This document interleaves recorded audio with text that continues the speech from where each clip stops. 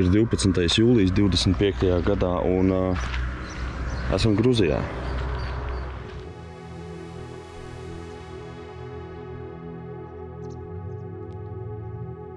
Mēs jau īstenībā esam šī 3. diena Gruzijā, bet tās iepriekšējās dienas kā jau Gruzijā. Šodien mēs uzsākam ceļu Kaukāzu kalnos. Mazliet ir nobiedējis fakts, ka kaut kad nesen ir bijis liels zemes nogrūms uz ceļa, vienīgā ceļa, kā tur var tikt. Bet tas ir bijis pirms kādas nedēļas. Vai tas ir novākts un mēs varam tikt līdz Omalo, to mēs uzzināsim ap kādiem 11. kad satiksim transportu, kas mūs uz turieni ved. 2 apvidus mašīnas, kopā mēs būsim 8 cilvēki. Ja tas ceļš būs slēgts, tad mums būs vienkārši kuļa ātrumā būs jāpārplāno pilnīgi viss, ko mēs esam plānojuši mēnešiem ilgi. Šobrīd vēl viss mostās. Vakar ap 2-3 tikai te ieradāmies viesnīcā un viss vēl tādi saburzīti, bet viss būs kārtībā. Šis mūsu nedēļas ceļojums norisināsies 2 Gruzijas reģionos – Kahetijā un Tišketatianetī reģionos. Taču tas ir pārāk plašs tvēriens un, lai labāk saprastu, tālāk jāņem vēsturiskie reģionu nosaukumi, kas būs daudz precīzāk. Dosimies uz vienu no Gruzijas nomaļākajiem nostūriem – Tušetī, kur pavadīsim lielāko daļu savu pārgājienu, bet noslēgsim to Kevsuretī. Esam saņēmuši labas ziņas, ceļš ir vaļā. Priekšā mums garš pārbrauciens pa kalnu ceļu, kas skaitās viens no bīstamākajiem kalnu ceļiem Eiropā. Dosimies no Kvemo Alvāniju uz Omalo, šķērsojot Abano pārēju gandrīz 2900 metru augstumā. Ceļš ir aptuveni 70 km garš un to veikšana prasa 4 stundas, ja nekur neapstājas, un ceļš ir labā stāvoklī. Līdz pat 8 stundām, ja grib daudz fotografēties, apstāties, un ceļš ir sliktā stāvoklī. Jāņem vērā, ka šeit nebūtu ieteicams braukt pašu spēkiem, vēl jau vairāk, ja laika apstākļi kaut nedaudz šaubīgi. Sniegs, migla, lietus, jebkas no šī šeit var izrādīties liktenīgs. Šeit ir pieteikami daudz šofera pielāgotām mašīnām, lielākoties no Japānas ievesta aparāta ar paaugstinātu klīrenci un stūri labajā pusē. Pie kā nepierada līdz pat brauciena beigām, jo katru reizi, kad uzmet acu uz vietu, kur jāsēž šoferim, pie sevis nodomāja, kāpēc mans tēvs stūrē. Mūsu mašīnas šoferis māk teikt, ka šogad ceļa stāvoklis esot te perfekts, salīdzinot ar iepriekšējiem gadiem, par spīti nesen bijušiem nobrukumam. Otrai mašīnai nav tā paveicies kā mums, jo tur šoferis runā tikai tekošā gruziņu valodā. Šajā ceļā valdība esot ieguldījusi aptuveni 30 miljonus un kaut kādas darbības tur notiek. Un jau šogad visam vajadzēja būt pabeigtam, bet mēs labi zinām, kā ar šiem projektiem ir arī mūsu platuma grādos. Tāpēc nepārmetīsim citiem. Apstājamies pie ūdenskrituma. Šī vieta, kur tagad ir izbutanēts strautu šķēršošanai, esot bijušas visproblemātiskākās. Šeit regulāri nogruva ceļa daļas un vienīgais veids, kā to novērst, bija līkuma daļas izbetonēšana. Tagad šeit ir pieteikami plats, lai apstātos malā un apskatītu ūdenskritumu, jo šādas vietas šajā ceļā nav daudz. Skaista vieta, ko tur daudz piebilst.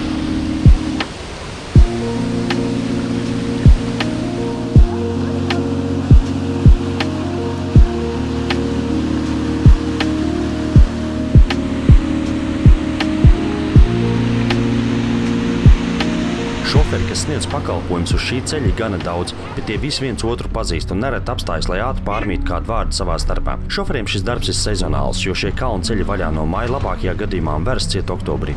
Pārējā laikā šoferi kā nu kurš, bet strādā citu darbu. Bet šis skaitoties ienesīgāks, tāpēc, kad ceļš atvers, tad viss špakteļlāps no rokām krīt ārā un vīri sēžas mašīnās. Esam sasnieguši vietu, dēļ kuras pirms nedēļas ceļš vēl bija ciet. Šeit bija liels zemes nogruvums, tāpēc ceļš, ja pareizi saprat, bija ciet gandrīz 2 nedēļas. Sākam strauji uzņemt augstumu. Šķiet, ceļš vairs nav tik bīstams kā līdz ūdenskritumiem, kur bijām piestājuši. Uz ceļa manām rosība. Ik pa laikam uz tā ir vai nu stāvoši vai strādājuši ekskavātori vai buldozeri. Šeit nemitīgi notiek ceļu uzlabošanas darbi par spīti salīdzinoši aktīvai mašīnu kustībai.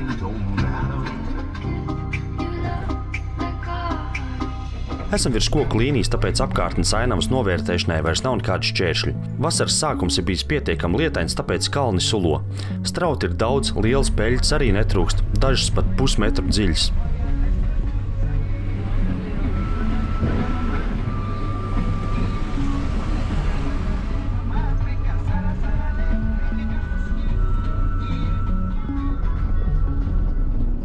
tiekam izlocīt kājas fantastiskā vietā. Šis ceļš ļoti skaists, bet diezgan biežās piemiņas vietas bojā gājušajiem uz šī ceļa neļauj ne brīdi tā līdz galam atslābt, lai gan tu zini, ka no tevis te diezgan maz kas atkarīgs. Mums ir palaimējies. Šoferi teica, ka ceļš šogad ir labs, laika apstākļi te ideāli. Mūsu gadījumā būtu grēks sūdzēties. Arī šoferis izpildās tā, ka nerodas šaubas par to, ka viņš zina, ko dara.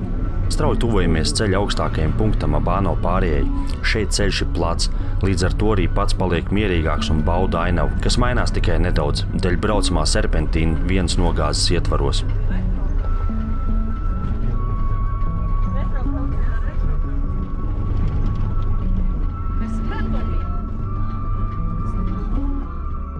Esam sasnieguši Abāno pāreju. Abāno pārejas augstums dažādos avotos staigā pa kādiem 40 metriem, tāpēc izvēlējos lielāko ciparu un ieliku to, bet diez vai tas maina būtību, ka šī pāreja grūti sasniedzama jebkādiem līdzekļiem. Tā dala divas dažādas pasaules, bet tas ir tikai manā sajūta līmenī. No puses, kur mēs braucam, tur cilvēki dzīvo mūsu izpratnē moderna dzīve, bet aiz šīs grēdas dzīve savus apgriezienus samazina. Un ar to samazina apgriezienus es vairāk domāju komplementējoši, nevis kā no mūsdienām atraut realitāti. Pašā pārējā rosība it kā ir, tomēr tā ir klusa un nemirkli netraucē baudīt ielejas abas pārējas puses, gan tālumā esošās sniegotās kalnu virsotnes, kura virzienā mēs grasamies doties.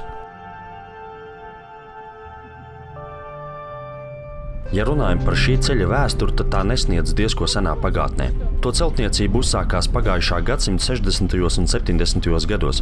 70. gadu beigās pa to brauc pirmās mašīnas. Mērķis bija savienot Tušetijas reģiona pārējo Gruziju, jo gadsimtiem ilgi šeit praktiski pilnīgā izolētībā bija dzīvojušas tūšu tautas, kas kalnos nodarbojās ar lopkopību. Šobrīd šis ceļš palīdz attīstīties turismam šajā reģionā, kas joprojām skaitās diezgan nomaļš un turistu nepārbāsts. Šis 75 km brauciens izmaksā diezgan dārgi, jo viena mašīna maksā 450 laras, kas mūsu naudā būtu aptuveni 150 eiro, bet mašīnā var sasēsties 6 personas. Mēs esam 4, un ja ņem vērā, ka brauciens uz Omulu ir pieskaitāms vesels dienas aktivitātei ar neaizmirstamiem mirkļiem un plašu emocionālo spektru, tad varbūt arī nav nemaz tik dārgi. Un galu galā šoferis dara bīstamu darbu, un koncentrēšanās darbam ilgst vairākas stundas, tāpēc samaksa droši vien ir objektīva.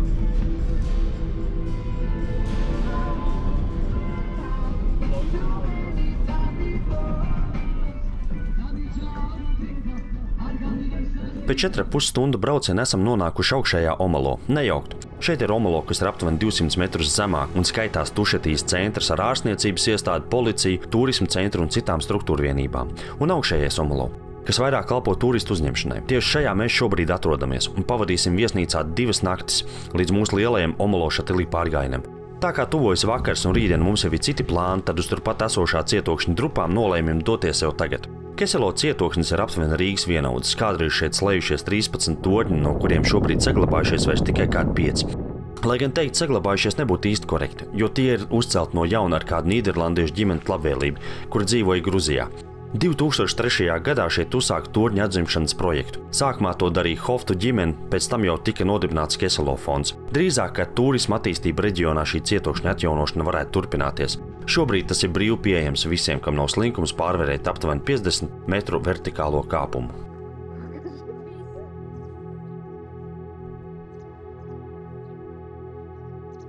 Nav jābūt dižam ekspertam, lai saprastu, kāpēc šis cietoksnis atrodas tieši šeit.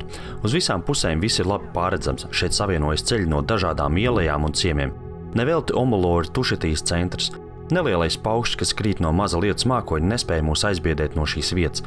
Pie tam, šī ir pirmā pilnvērtīgā diena kalnos, tāpēc pēc kalnu skatiem esam izbadējušies.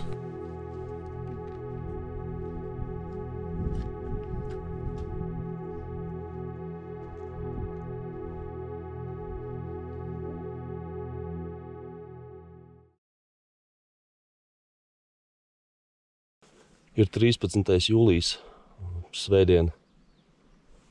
Kalnos vienkārši fantastisks laiks.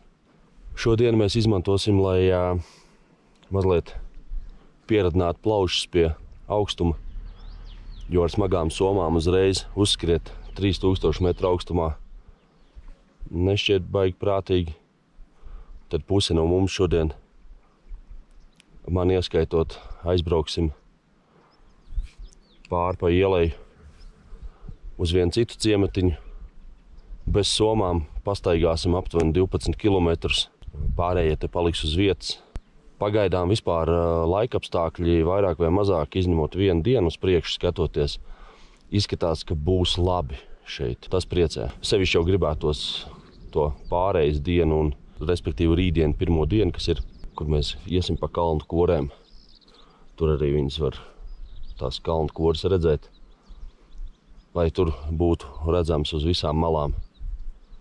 Šodien tādā ziņā būtu ideāla diena, laikapstākļi, teiksim tā, lai sāktu to ceļojumu, bet neesam gatavi vēl tam, un tā nebija paredzēts. Tā kā šodienas pārgājienam transports ir sarunāts, viņš mūs aizvedīs līdz tam ciematiņam, tad mēs iesim pārgājienā, viņš tur mūs gaidīs, kad atnāksim atpakaļ, arī atvedīs. Tas mums izmaksā 200 laras. Tie ir aptuveni nedaudz zem 70 eiro, vai tuvu tam. Bet uz 4 cilvēkiem priekš dienas izklaides, es domāju, paceļams cipars. Es godīgi sakot, man šobrīd tā, ka man baigi negribās runāt, tāpēc, ka man gribās pasēdēt klusumā un vienkārši pabaudīt to dabas skaistumu, kas ir šeit.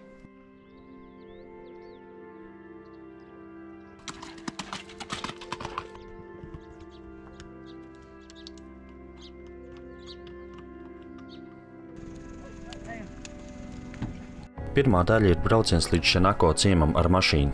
Tas, kā šoferis teica, varētu aizņemt aptuveni 40 minūtes.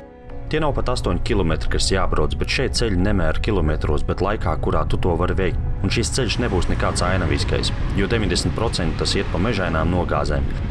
Ceļu kvalitāte būtu vērtējama vēl zemāk kā vakardienas brauktiem, taču blakus esošo koku tūms iedod kaut kādu drošības sajūtu, lai gan loģiski domājot labi saprot, ka tā tas nav.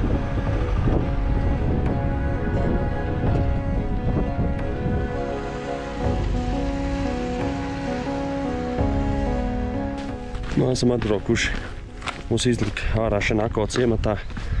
Un tagad mēs iesim uz Diklo pilsdrupām. Turpat vēl būs jāaiziet cauri vēl vienam ciematiņam. Tas tāds šodien kājas izlocīšanas pasākums. Nekas pārāk nopietns, bez lieliem kritumiem un kāpumiem. Diena šobrīd baigi labā ir. Cerams, ka karstāks baigi nepaliks. Sākam savu pārgājienu uz Diklo cietokšņu drupām, kas vienā virzienā būs nedaudz virs 6 kilometriem.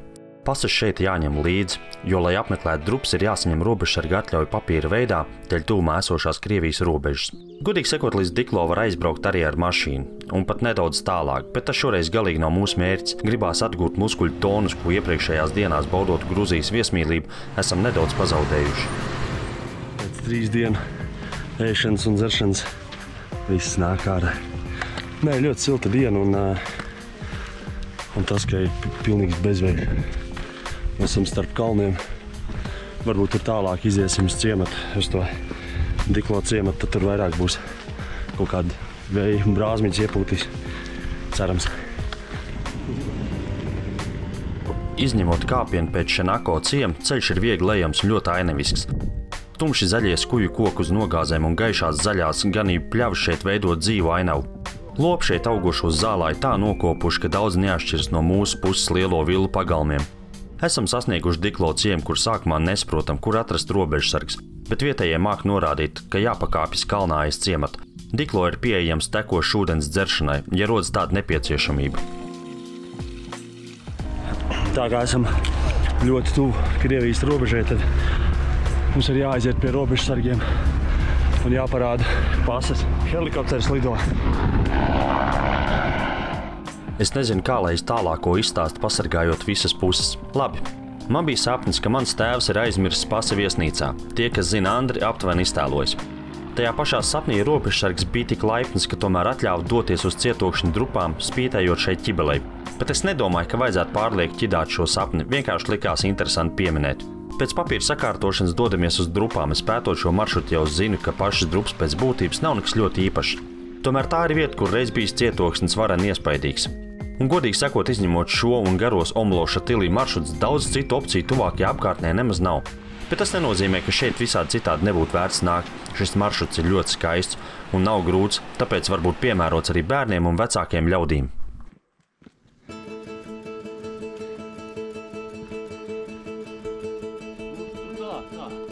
Esam nonākuši Diklo cietokšņa drupās. Jau teicu, ka no drupām maz kas palicis pār, taču vēsture ir lielāka par šobrīd redzamo, jo kādreiz Diklo ciems atradies ne tur, kur tagad, bet stāvā klints nogāzēja pie cietokšņa.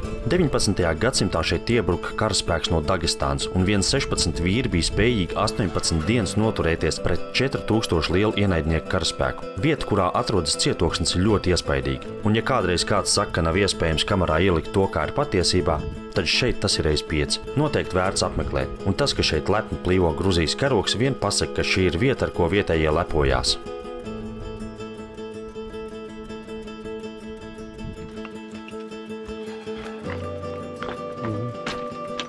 Nu viss, cietokšņu apskatījām.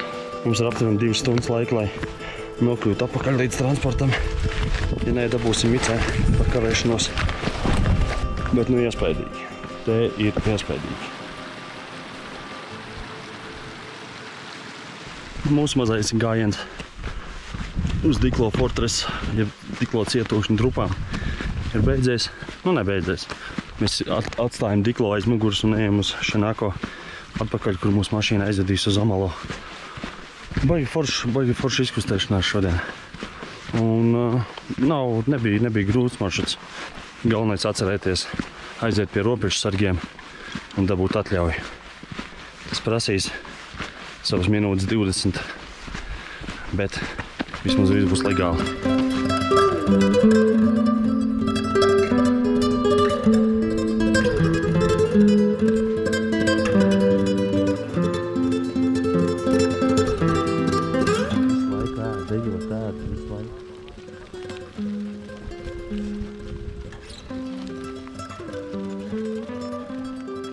Nesapratu, ko darīt.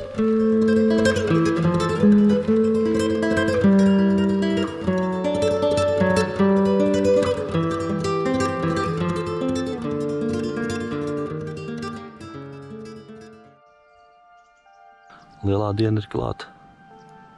Šodien sāksim mūsu gandrīz nedēļas garo pārgājienu no Omalo uz Šatilī. Mazliet ir satraukums par to, vai viss būs labi, bet vajadzētu visam būt kārtībā. Šodienas plāns ir noiet maksimums 12 km, vairāk vai mazāk tas iešanas garums svārstās no 7 līdz 15, no 7 līdz 18 km dienā. Tā kā pagaidām bezvējš. Pēcpusdienā gan sola kaut kāds mazliet nokrišanas, bet skatīsimies. Varbūt, ka netrāpīs. Kalnos nekad neko nevar zināt. Lai nerastos nekāda mulsuma turpmākajā video, tad oriģinālais Omalo Šatilī maršruts iet pa Pirikitija Lazānī ielej caur Dartlo ciemu prom uz Girevi. Mūsu plāns ir nedaudz cits – sākt no Gēles pārejas un pa kalnu korēm doties uz Nakaičo, dažos avotos arī Nakle Holi pāreju. Un tad lejā uz Girevi, uz oriģinālo maršrutu, kas tālāk ved uz Atsunas pāreju. Pārejas otrajā pusē strauji dosimies lejā uz Mutso un Šatilī ciemiem, kuri mūsu pārgājiena gala mērķis.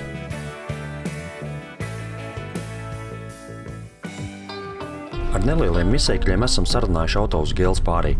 Tas mums izmaksāja uz mašīnu 150 lars. Mums šķiet, ka esam nedaudz apčakrēti, jo cerējām, ka ar 100 varētu pietikt. Jo aprakstos bija minēts, ka tas izmaksā aptuveni 70 lars, bet tas bijis pirms dažiem gadiem. Mums nebija daudz opciju kasīties. Šeit tu nevar kā pilsētā uzsvilkt citam garām braucošiem taksim, bet esam augšā un sākam gatavoties pārgājienam. Viena kopbilde un dodamies ceļā. Esam sākuši savu gājienu. Šobrīd laiks ir labs, visu redz. Šodien somas baigi piekrāmēts ir ar ūdeņiem, tāpēc viņas ir ļoti smagas. Jo mums principā šodienā pa visu maršrutu nebūs ūdens. Mums vēl jāpaliek pa nakti, vēl brokastis jāpēda. Tāpēc katram ir līdzi kaut kādi 3 līdz 4 litri ūdens. Kas vispār to pasākumu baigi viegli nepadarīs. Bet nu kā ir, tā ir. Mierīgi bez steigas. Šodienas maksimālais uzdevums ir noiet 12,5 km līdz Nakaiču jeb Nakle Holi pārējai. Vairāk vai mazāk visu dienu uzturēsimies aptuveni 2900 metru augstumā. Šobrīd nav zināms, vai pie pārējas, kur doma nokļūt, ir iespējams uzcelt teltis. Un nevis 1 vai 2, bet visas 4. Tā bija informācija, ko nespēja saganīt, bet mums ir savi plāni B un C. Būsim drīz jau 2 kilometrus nogājuši. Bet priekšā mums ir tāds ļoti stāvs, aptuveni 200 augstuma metru tāds kāpiens. Galvenais, ka ir praktiski bezvējš šeit augšā. Un baigās vīšana un karstums. Bet nekas, visi vēl pagaidām turās, viss kārtībā. Ir pirmais stāvējs kāpiens un nevarētu teikt, ka iet viegli. Nevaram atrast savu ritmu, pie tam mums somās ir viss priekš 2 nedēļām Gruzijā. Ne tikai šim pārgājienam, bet priekš vēl viena, kas būs pēc šī. Protams, ka mēs esam centušies visu paņemt pēc iespējas mazāk un domājuši par svaru. Bet ko tas dod, ja, piemēram, vienam no mūsu kolēģiem Artūram, kas regulāri apciemo Gruziju, šeit draugs uzdāvina 3 stikla pudeles ar Himalaju mērcēm? Un tu tikai pamēģini atteikt, tas labi nebeigsies. Protams, kļūda, ka nepaspēja nomenedžēt šīs lietas, atstāt vai aizsūtīt uz vietu, kur pēc tam var tās atkal paņemt. Sievai apsolīts, ka mērcis mājās atvedīs, tātad Jānis. Bet Artūrs iespējams no mums ir vislabākajā formā, un zemesardzes mācībās neviens ar ultralaitu somām nestaigā. Esam pieveikuši aptuveni 400 augstuma metrus un no šejienes paveras brīnišķīgs skats uz ziemeļos esošajām Tušetī grēdas virsotnēm, kas kā nu kura, bet ir aptuveni 4000 metru augstumā. Pa to dienvidu nogāzēs vēl sniegs ir gana daudz un šur tur redzam arī neliela izmēra ledāji. Esam nonākuši vietā, no kurienes ir redzams ielajā esošais Dartlo ciems, ko izvēlējāmies apiet. Laiks joprojām labs, bet pie apvāršana sāk vilkties tumši mākoņi un tālumā dzirdam pērkona dārdi.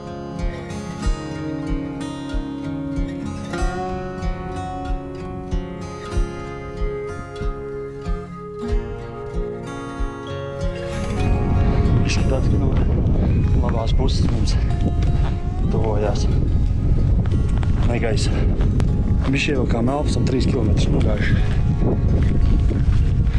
Turpinam ceļu. Tāda dīvaina sajūta no visām pusēm. Var dzirdēt, ka apkārt ir kaut kāda pērkona negaisa. Mēs kaut kā laimīgā kārtā šobrīd esam tur, kur viņu nav. Gan priekšā, gan aiz mums ir visu laiku pērkons ducina. Cerams, ka tiksim sveikā cauri. Godīgi sakot, pirms ceļojuma plānojot, man bija baigā dilema, vai pirmajā dienā iet pa ielai caur Dartlo ciemu, vai izvēlēties gājienu pa Pirikitī grēdu. Katram ir savi plusi un mīnus. Gājiens pa Pirikitī grēdu ir grūtāks. Šeit nav pieejams ūdens. Sliktos laika apstākļos šeit nebūs kur patvērties, bet skati, ko piedāvā šī maršruta izvēle, būs to vērti. Un man jāpiekrīt dažiem ceļotājiem, kas rakstījuši par šīm izvēlēm. Kā ja laika apstākļi labi, tad izvēlēties šo variantu. Diemžēl šie ceļotāji nevienā vietā nav atbildējuši man jautājumu, vai pie pārējas var uzcelt telts. Visu, ko atrada, ka šajā maršrutā līdz pārējai atradīsiet, kur uzcelt telts. Bet nevajadzētu domāt, ka gājiens caur Dartlo būtu slikts. Nebūt ne. Pats ciemats jau ir apskats vērts, bet gājiens no Omelo uz Dartlo gan būs lielākoties pa mežiem. Tikai neilgi pirms Dartlo jums pavērsies pilna ielejas ainava. Šeit uz grēdas tāda problēma nav, un Dartlo var atrast viesnīcas un vietas, kur ieturēt siltu maltītu. Man šī izvēle nāca diezgan grūti. Gan ir sācies draņķīgāks laiks un baigais vējš un visi saģērbāmies mazliet paēdām. Turpināsim ceļu. Cerams, ka pārāk ilgi šāds laiks nebūs. Tādu maz brīdi mēs gan jau ka šito visu piecietīsim, bet ja šitais turpināsies vairākas stundas, tad gan būs ļoti nepatīkami. Bet vispār šķiet, ka nedaudz gaišāk sāk palikt apkārt, bet redzēsim. Esam nogājuši 5,5 kilometrus. Tā kā vēl aptuveni tikpat vajadzētu šodien noiet. Tiesa gan lielie kāpumi kritumi ir jau aiz muguras. Tagad būs tāda lēznāka iešana. Lietus tomēr mūs sasniedz, bet par to riebīgāks ir vējš, kas diezgan ātri nosaldē rokas. Bet skaidrs ir viens, ka pārāk ilgi šāda laika apstākļi spriežot pēc mākoņiem nebūs. Ārā palika tik neciešams, ka atnācām te aiz būdiņām mazliet noslēpties, jo ārā baigais vējš ir. Un pagaidīsim mazliet, lai pārskrien tas trakums. Lietus pārstāja līt. Gandrīz.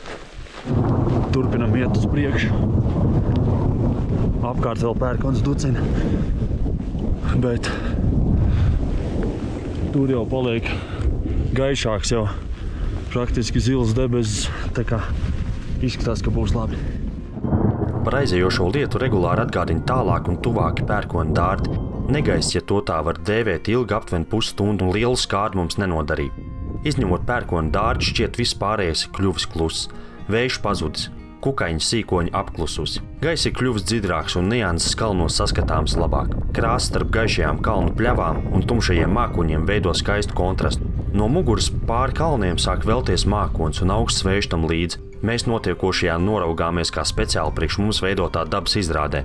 Mākonis tuvojas mums arvien tuvāk, un visdrīzāk, ka drīz vairs redzēsim tikai savu deguna galu.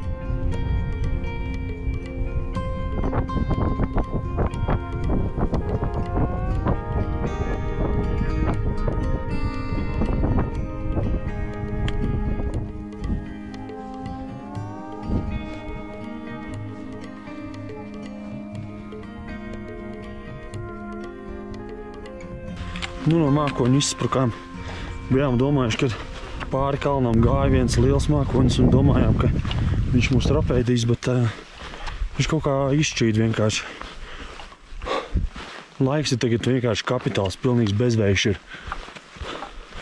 Blakus sniegoti kalni. Tajā pusē vēl joprojām tumšs ir. Viss negaiss vēl nav aizgājis projām, bet ir baigi forši. Un tagad arī tā iešana mazliet vieglāk ir palikusi, te vairs nav tāda kāpuma krituma. Esam kaut kāds 8 kilometrus nogājuši. Vēl 2 noteikti iesim, un tad mēs sāksim skatīties, kur mēs varam vispār apmesties.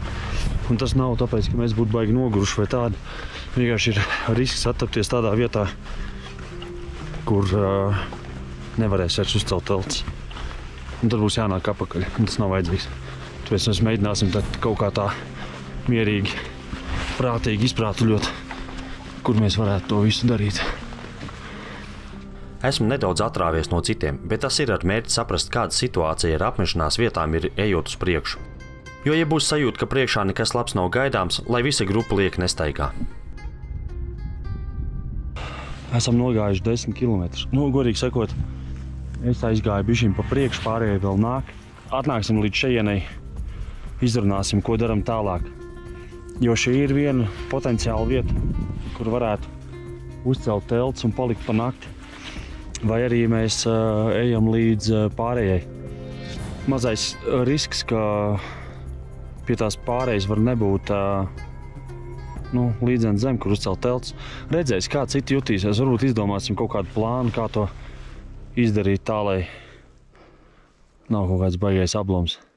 Nolēmām, ka riskēsim iet līdz pārējai. Cerams, ka tur varēs teltis uzcelt. Vēl 2,5 kilometri jānoiet. Es atkal aizēju pa priekšu, kā izlūks ar domu izpētīt uz priekšu esošās potenciālās nometnes vietas. Saku, ja redzēsiet tālumā pie pārējas uzcelt telti, viss kārtībā, turpiniet ceļu. Ja redzēsiet man nākam atpakaļ no pārējas, tad apstājieties un neturpiniet ceļu. Tieši tik vienkārši, nav jēga visu grupu vazāt pa kalniem. Pie tam šeit reliefa īpatnības dēļ mani varēs redzēt pa lielu gabalu.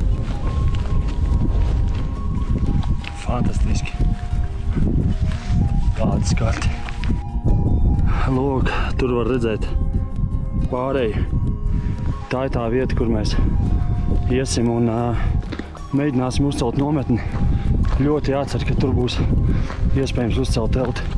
No šejienes šķiet, ka būs labi.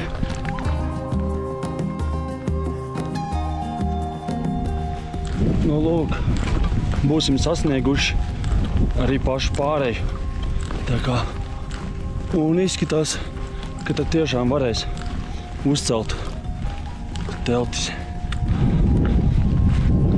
Tas ir tas, kas apkārt ir redzams. Super. Misija izdevās. Sāku nekavējoties celt telti, lai pārējie tālumā saprot, ka var droši iet uz pārēju. Arī es tagad varu droši teikt, ka visu 12,5 km garumā atradīsiet daudz vietas, kur uzcelt teltis, par to nav jābaidās. Un arī pie pašas pārējas ir daudz vietas. Te varētu bez maz festivālu rīkot. Pie tam biju pārliecināts, kā jau vairums pārējās, ka šeit varētu būt ļoti vējains. Bet vismaz šodien te ļoti patīkami mierīgs laiks.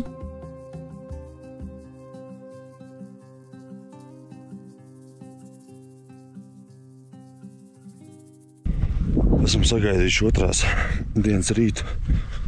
Nakts bija laba. Ne īsti vēja bija. ne arī kādi nokrišņi, varbūt kādi pilīti nopilēja, bet ir labi. Ir kaut 6:30 no rīta. Ceļamies augšā. Ir doma, ka vēlākais ap 9 no rīta izejam. Šodien būs trakais lejā kāpiens. Tā kā būs bišķiņ jāpamoc locītavas. Bet šodien būs daudz vieglāks soms, jo visi trakie ūdeņi, ko ņēmām līdzi, būs izlietoti un uzpildīsimies tikai jau gandrīz lejā. Vācam kopā mantas, un jāsaka godīgi, ka kamēr somu krāmēšanas rutīna nav iegājusies, šis process sagādā nelielas galvas sāpes.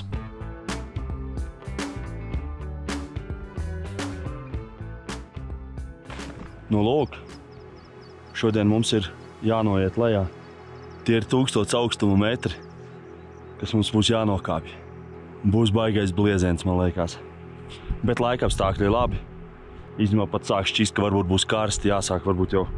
Tā jau neesmu biezi saģērbies, bet varbūt, ka vajadzēs vēl kaut ko vilkt nost. Daļ šī skata vien ir vērts šito visu ceļu mērot.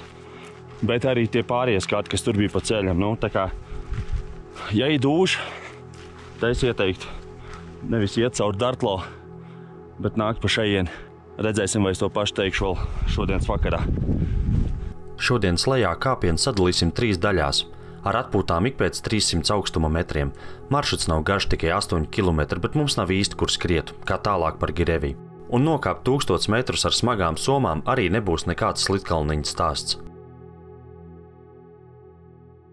Nu, sākam iet otro dienu. Mazliet pakāpsimies uz augšu.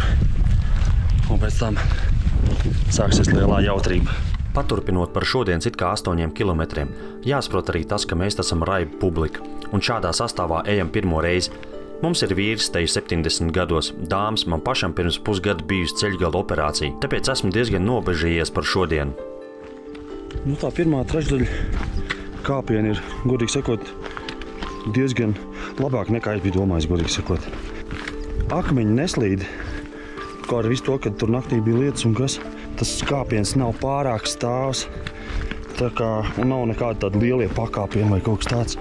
Pagaidām vēl ir tikai, es gan nevaru apsolīt, ka tā būs arī turpmāk, bet nois gan te būtu vairāk kā ieteicams, lai pirmajā trešdaļā jau nenokautu muskuļus un locītavas.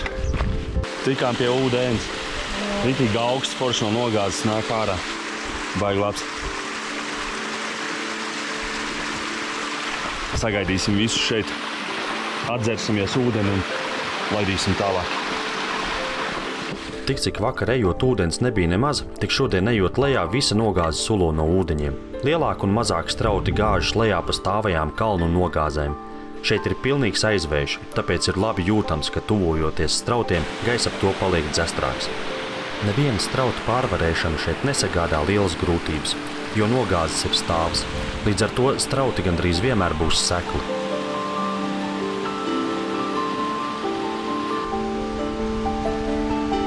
Tas pats kāpiens lejā jau vienkārši liels piedzīvojums ar fantastiskiem skatiem.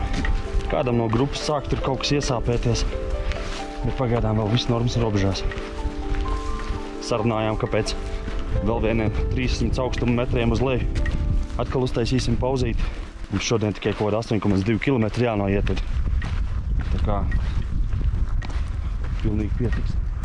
Cik es tos pirmos 400 metrus salielīju, tad augstuma metrus tagad sācies tāds diezgan riebīgs posms, tāds stāvs un ar šķembām, kas īsti neturās uz takas. Cik ilgi varēja cerēt, ka būs tā bez problēmām kāpsim lejā. Bet tāpat ir diezgan tā taka labi, vienkārši jābūt uzmanīgākiem un viss. Tas trakākais posms beidzās, tagad atkal taciņi ir diezgan normāli lejam.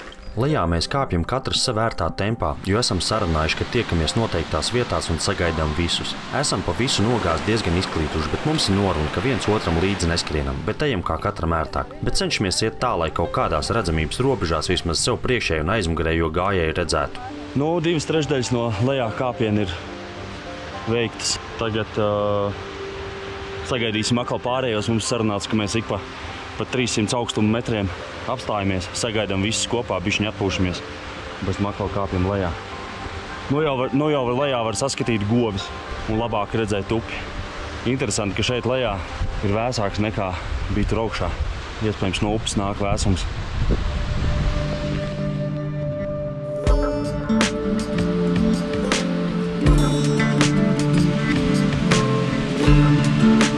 Te gan vizu ir pašā apakšā grūtākā sekcija no visām, kurā tev ir jākārpa klīns akmeņiem. Grūtākais posms aiz muguras. Būsim jau tūlīt lejā. 60 augstuma metri palikuši. Lielais lejā kāpiens ir izturēts un, godīgi sakot, esmu ļoti priecīgs par savu locītavu spējām, jo tās uz šo kāpienu tā arī nepaspēja noreaģēt. Tiesa muskuļos gan ir nedaudz pienskāpes pazīmes, bet mēs nokāpām par kilometru zemāk. Tev neizskatās no šeit, ka tā upe pret kalnu tek? Bet tas ir atkal? Nu jā, protams. Nu lūk, esam nokāpuši. Tur no pašas augšas. Pārējie vēl klenderē lejā pa kalnu. Dienas grūtākā daļa ir aiz muguras, esam lejā. 3,5 kilometros esam zaudējuši teju 1000 augstuma metrus. Šeit lejā kūsā dzīvība. Esam nonākuši lielopu ganībās, caur kuru tek strauts, kurā mazliet aplaizam savus brūces. Varētu teikt, ka vairāk vai mazāk visi esam nokāpuši lejā veseli. Gundaram šķiet parādījušās kaut kādas sāpes kājā, bet turpināt ceļu var. Pāri Pirikitija Lazāniju upē ir ielejis galvenais ceļš, kas ved uz Girevī ciemu. Tur ir manām zinām kustība. Dzīvnieki tie ir galvenie varoņi. Ganās govis, aitas, tad pa reizei paskrien garām zirgi, vieni paši. Pēc tam uz Girevī pusi dodās daži suņi, un to visu var vērot no pretējā upes stāvkrasta kā izrādi. Tik neparasti. Protams, arī cilvēku un mašīnu šeit manām, bet tas viss kopskats ar fantastisko ielejas ainavu šoreiz patiesi uzbur to noskaņojumu, kur es biju piesaistījis sev pirms brauciena. Mums jātiek pāri upei. Dodamies gar upes labo krastu pret Straumu, kur pēc 2 kilometriem būs tilts pie Parsma ciema.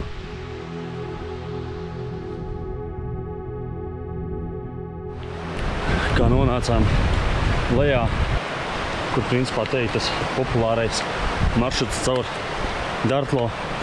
Tā uzreiz baigā kustība pa ceļu. Turisti bari, zirgi ar mantām, mašīnas brauc. Laikam tas vakardienas mēmais klusums, izņemot 2 franču satikšanu, ir beidzies. Te jau droši vien tagad būs vairāk cilvēki. Ar tiem turistu bariem nedaudz pārspīlēju. Patiesībā tā bija viena liela vācu turistu grupa, ar kuriem mēs kodīsimies gandrīz līdz pārgājienu beigām. Protams, ka es ejot gar upi iedomājos, kā būtu pa viņu laivot.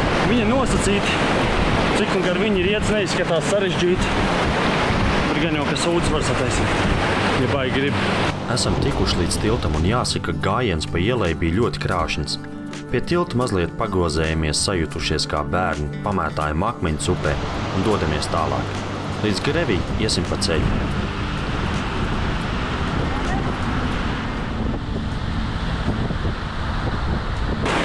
Pie tiltiņa mums vēl šodien 4,5 kilometri līdz Girevī ciemam jānoiet. Pagaidām izskatās, ka arī tālāk neiesim. Tas arī būs dienas maksimums.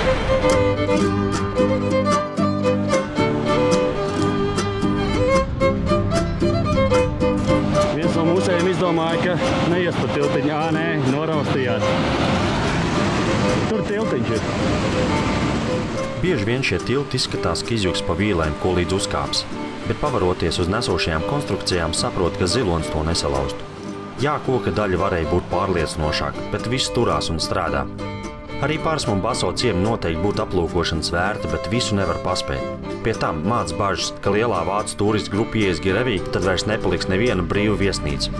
Mēs vēl nezinām, ka šai grupai viss mans nes zirgi un ka viņi dzīvo teltīs. Protams, ka mēs rēķināmies, ka Girevī var nebūt vietas arī bez tā, un ka mums būs jāguļ teltīs tāpat.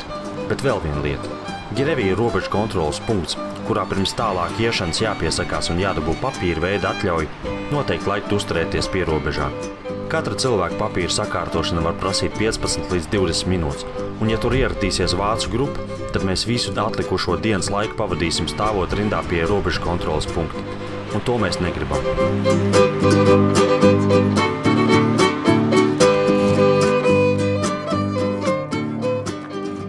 Esam Girevī. Esam savā šīs dienas gala punktā. Ir vēl salīdzinoši agrs, bet iesim pa taisno meklēt robežsargus, lai var sakārtot visus dokumentus un rīt nav jātērē tam laiks.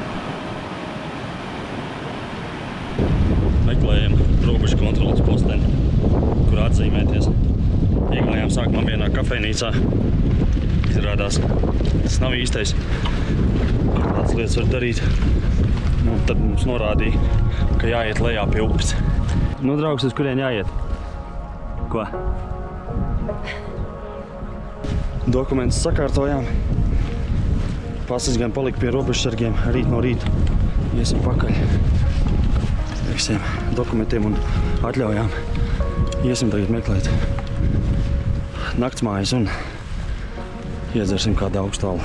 Nu tā, Girevī atradām viesu namu, kurā vakariņas plus gulēšana, plus brokastis maksā 100 lari no personas, tas ir personai 30 eiro. Jā, ļoti iespējams kaut kāda santehnika jukt prātā, kā te viss ir uztaisīts, bet ir jāsaprot, šeit dzīve kalnos ir vienkāršāk un nav jēgas te pievērst uzmanību kaut kādām tur mistiskām štelēm un tā tālāk. Nekādu Uber komfortu tu te nedabūsi, bet tu vismaz dabū gultu, pagulēt, izgulēties, paēst. Un tā ir liela starpība starp dzīvi teltī un vienkārši, ka tu dabū pajumt. Te viss ir vienkārši un es pat teiktu baigi forši. Man arī tīk patīk. Tā kā līdz vakariņām vēl kāds laiks jāgaida, tad aiziešu pastaigā uz 3 netālu esošajām drupām.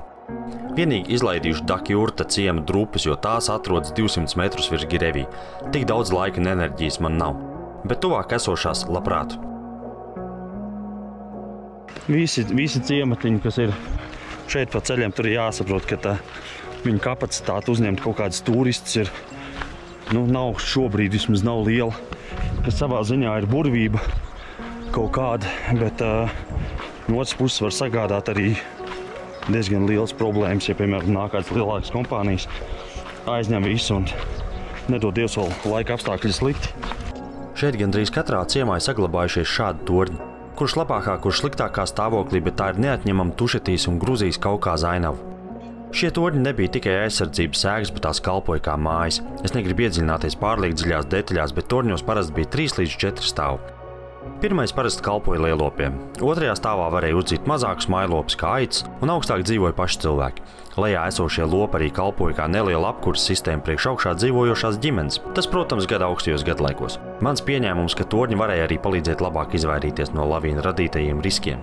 Bet tieši šie torņi ir kā no fotokartītes, jo sevišķi aiziet aiz tiem un nedaudz pakāpjas no gāzēm. Kompozīcijā ar Girevī ciema fonā šī ainava ir tas, pēc kā es šeit braucu. Mēs rīt iesim garām šiem torņiem, bet tagad es te varu uzturēties, cik gribu.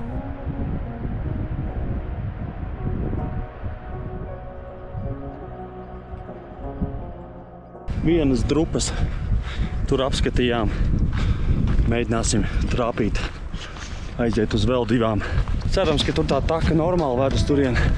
Tā doma ir trāpīt tur uz tām drupām.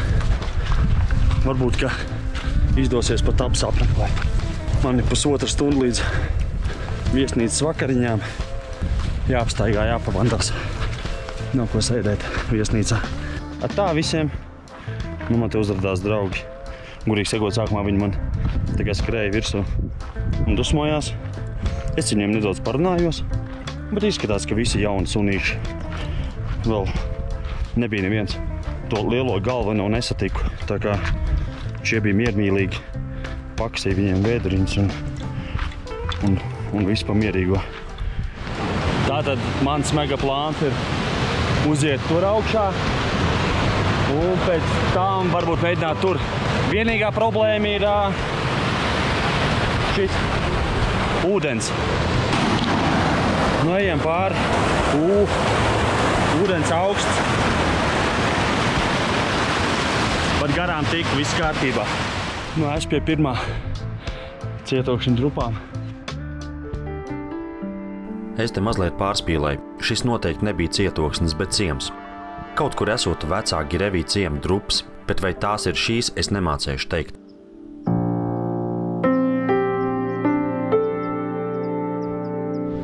Nu, paskatīsimies, vai varam piekļūt tuvāk, bet, ja būs aizdoms, ka nav labi, protams, ka nelīdīšu. Esmu viens pats atnācis te, nav ko tālot baigo varoni. Bet vieta forša, rītīgi labi. Nu, skaidrs ir tas, ka šīs drupas te ilgus gadus neizvilks. Katra ziema, katra leda sasalšana un tā tālāk. Šīs drupas brucina ar vien vairāk un vairāk nost.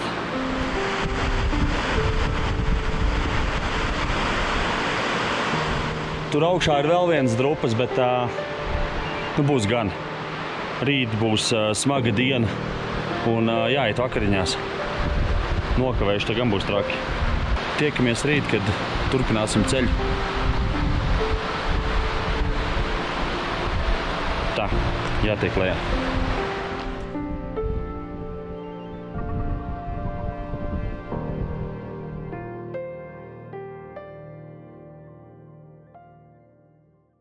Nu ko, trešā diena sākusies. Dodamies tālāk. Iesim atrādīties vēlreiz uz robežu kontroli, kur atrādīsim divus cilvēkus, kas mums neies kopā tālāk. Un viņi būs pārtaisījuši dokumentus un dosimies tālāk. 2 uz vienu pusi, 6 uz otru. Šodien gaidām gara un grūta diena. Jānoiet 15 km līdz Kvahidī ganību pļavām. Pa ceļam būs daudz strautu šķēršošana. Kopējais kāpums gandrīz 1000 metru būs ko noņemties. No 8 cilvēkiem esam palikuši 6. Gundars, kuram vakar parādījās sāpes kājās, nolēms nedoties tālāk. Līdz ar to viņa dēls Matīs, protams, arī ne. Žēl, jo Gundars bija rēcīgākais tips kompānijā, bet lēmums bija pareizs, jo no Revī var tikt prom ar mašīnu. Tur, kur iesim tālāk, iespējas vairs tikai ar zirgu, helikopteru vai sliktākajā gadījumā pašu spēkiem. Bet ir labā ziņa.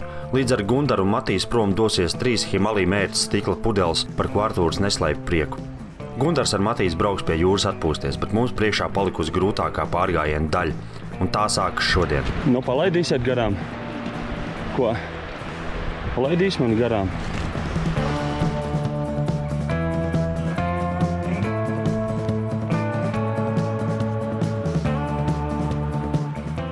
Būs jāsamainās. Skaisti. Te viņas daudz ir. Pirmie 3,5 km no Revī līdz Čontijo drupām ir ļoti skaists pārgājiens. Tā, ka iet pa nogāzi aptuveni 100 metrus virs lejā bangojošās kalnu upes. Iela ir tik plaša, ka grūti aptvert tās mērogu. Laika apstākļi šobrīd ir ideāli iešanai. Tā, ka izņemot dažas pārdesmit metru sekcijas nav uzskatām par bīstam. Augstuma pieaugumu praktiski nejūt, kas pēc iepriekšējā augšā lejā dienām šķiet ļoti pieņemams scenārijs. Visapkārt tik zaļš, pat negribās ticēt, ka dzīve šeit varētu būt skarba un pārbaudījumiem pilna, bet ir.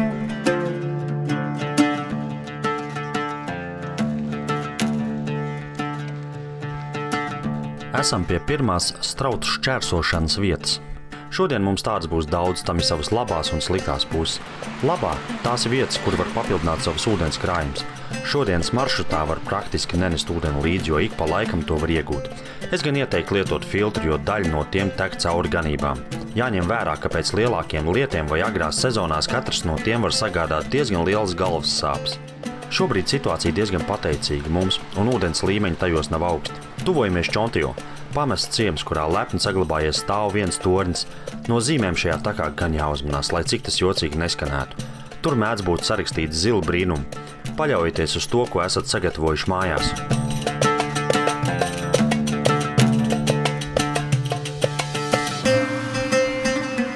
Trīs 5 kilometrus esam nogājuši, un tie ir bijuši vareni skaisti. Čontijo ir ciems, kurā ir bijusi arī pils un tornis, kas labi saglabājies vēl šobrīd. Ciemā aktīvu darbību esot noritējis 17. un 18. gadsimtā, un patiesībā man izbrīna, cik daudz ēku drupas šeit ir. Šis ir bijis priekš šī reģiona pietiekami liels un respektējams ciems.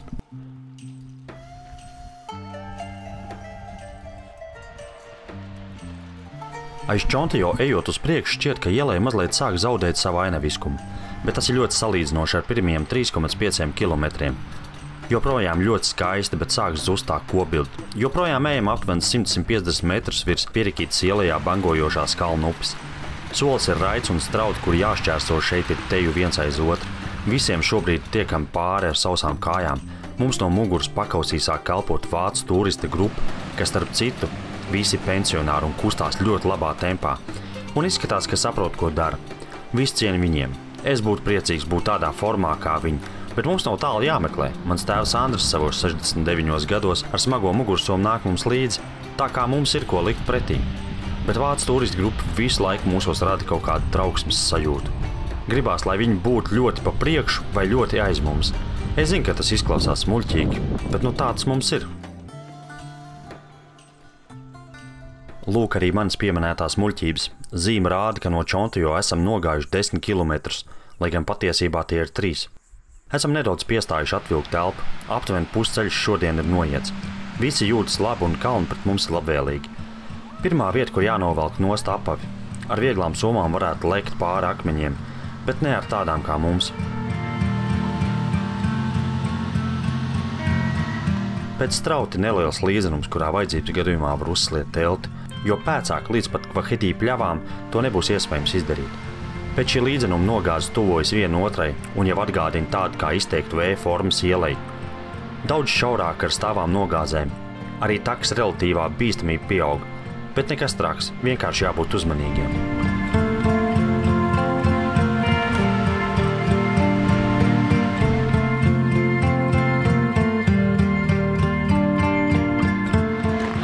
Esam jau noteikti kaut kāds 8, varbūt pat 9 kilometrus nogājuši. Teorētiski ap šo laiku jau vajadzēja sākties lietuma, bet vēl nav. Un izcās, ka vēl kādu brītiņu nebūs. Tas ir baigi labi. Tas nozīmē, ka mēs lielāko daļu jau būsim nogājuši. Un, ja dabūsim iekšā, tad dabūsim, bet nebūs vairs traki. Taka brīžiem pietuvojas pavisam tuvu upei, un pirms ceļojuma bija lasījis, ka pie lielākiem ūdens līmeņiem šeit var rasties problēmas. Es nezinu, vai šobrīd skaitās augsts līmenis, un vai šī ir tā vieta, par kuru bija rakstīts. Ja ir, tad esam drošībā. Ja tā ir cita vieta, tad viss vēl priekšā. Šī neziņa baigi nepalīdz, bet neesam vienīgie uz taks, tā kā ja kas, tad kolektīvi izdomāsim, ko darīt. Šo nogriezni varētu dēvēt par līdz šim tehniski sarežģītāko ar kulminējošu raksturu uz priekšu ejot, līdz nonāc līdz vietai, kur nav labi.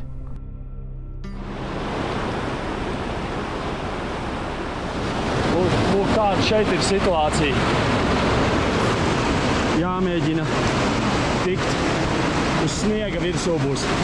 Nezinu, vai izdosies. Mēģināsim. Nē, tev vispār mūžu te nevajag. Vācu grupas gids saka, ka nav laba doma līst uz sniegu.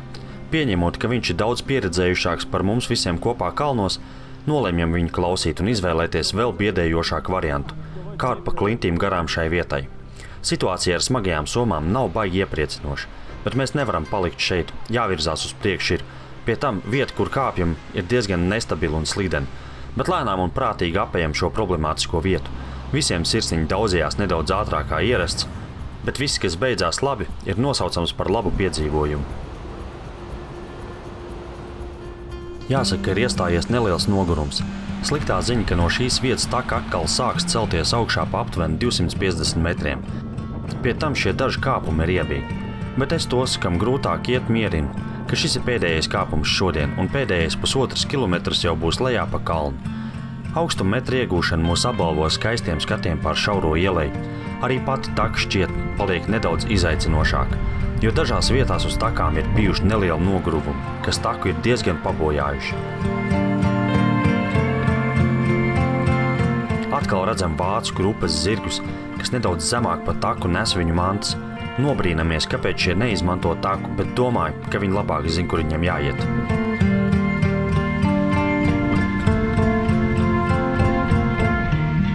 Beidzot esam sasnieguši vietu, kur taka sāk iet uz leju. Šobrīd no mūsu grupas tikai Renārs jaunākais no mums spējas saglabāt raitu soli.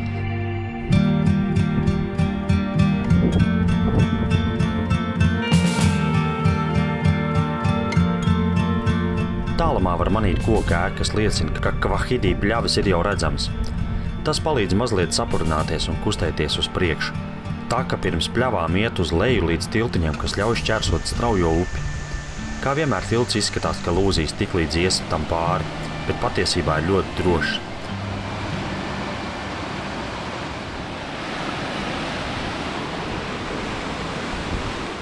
Par šo koku ēku, kas šeit atrodas, uzzināja tikai vakar, nejauši lasot atsauksmes par šo vietu. Esot uzcelts šovasar, bet vēl nav pabeigta.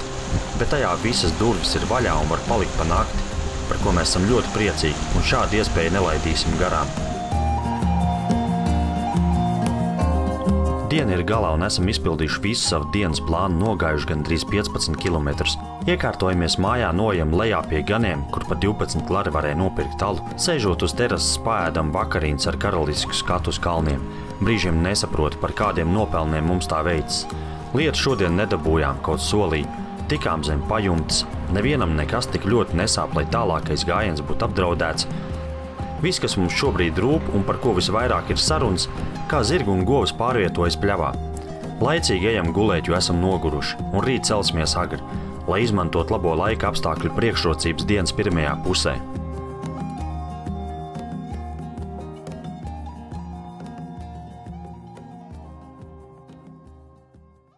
Labrīt! Ir nedaudz pirms 6, kādas 15 minūtes. Ir 4. dienas rīts. Šodien mēģināsim pietuvoties Atsuntas pārējai. Vai tas izdosies, tas ir labs jautājums. Paskatīsimies līdz iziešanai, kādi tie laika apstākļi šobrīd ir baigi labi. Pa tādiem varētu arī iet. Šodien maksimums noiesim 7 km. Tas nav daudz, bet mums nav arī nekur jāsteidzās. Kādam kaut kādas arī tur problēmas ar locekļiem un tā. Pirmie 5 km būs līdzeni. Galvenais, ka nevar saprast, tur ir atzīmētas kartēs, ka pirms pārējais ir 3 vietas, nometnes vietas, kur var uzcelt telts. 2700, 2900 un 3100 laikam metru augstumā. Bet nav īsti ziņas, cik labas tās vietas ir. Labi ir zināms tas, ka kas ir 2700, tā ir ok. Tā ir laba vieta. Varbūt mēģināšu aiziet vācu grupai. Ir gids, varbūt mēģināšu uzprasīt viņam, kāda ir tā reālā situācija. Lai nav tā, ka beigās uz akmeņiem tās telts ir jāceļ. Iešu mazliet apmazgāties, un te jau sāksim taisīties. Pēcāk uzzināja, ka šādas kalnu viesnīcas kopumā Gruzijas kalno šajā pusē būs vesels 7, un 2 šajā maršrutā apus Atsuntas pārējai. Tas nozīmē, ka teorētiski šo maršrutu varēs veikt bez telts ņemšanas ceļojumā, bet es diez vai ieteiktu paļauties uz to, ka katru reizi nonāks tur, kur es plānoju, vai ka vienmēr priekš tevis viesnīcā būs vietas. Nosākam ceļu uz Atsuntas bāzes nometni. Kā jau teicu, šodien būs bišķi vieglāka diena. Pagaidām laikapstākļi ir labi. 7:30 no rīta izejam. Pirmie 5 km būs vieglāki. Pēc tam sāksies kārtīgs kāpiens. Šodienas īsā maršruta plāns balstās uz to, ka šodien rādās slikti laika apstākļi ar lietu un vēju dienas pirmajā pusē. Iet uz pārēju 3500 metru augstumā draņķīgos laika apstākļos nešķiet laba doma. Tomēr pietuvoties tai, lai nākamajā dienā būtu mazāko kāpt, galīgi nav slikta ideja. Pagaidām no rīta laika apstākļi neliecina par tuvojošos draņķi. Visi līdz šim no savas somas svari kaut kā tikuši vaļā, turklāt mana soma diena no dienas vieglāk nepaliek. Varbūt tikai izņemot pārgājienu pirmo dienu, kad tā bija vissmagākā dēļ ūdens daudzumu, ko nesām līdzi. Iemesls tam, ka es katru dienu cenšos atbrīvot savu tēva, sievas un māsas somu no svara. Tik cik manas somas tilpums ļauj, es to izmantoju, nesot gandrīz visu pārtiku un smagākās lietas. Un es par to nesūdzos, jo es kaut kā ar to tieku galā. Mani vairāk interesē mūsu kopīgā mērķa sasniegšana. Pabeigt šo pārgājienu, un jo vieglāk būs maniem līdzgājējiem, jo lielāks izredzes, ka pabeigsim šo ceļojumu visi kopā.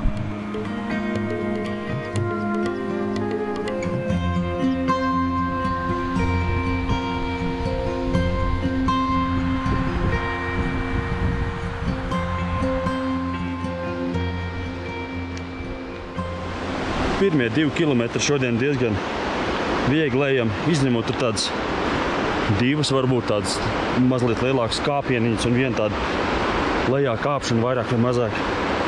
Viss ir viegli ejams. Un tā tas būs vēl kādus 2-3 kilometrus. Un tad sāksies stāvais kāpiens augšā. Pagaidām no rīta viss kustās ļoti labi. Nekādas dižās problēmas vēl nevienam nav. Tik maziņi burkāni vēl vajag. Debesis sāk tumšoties un laikam vairs nav tālu līdz brīdim, kad laika apstākļi pagriezīsies pret mums. Mūsu iešanas temps ir gan ātrs, iemesls tam, ka ir viegli ejams gabals.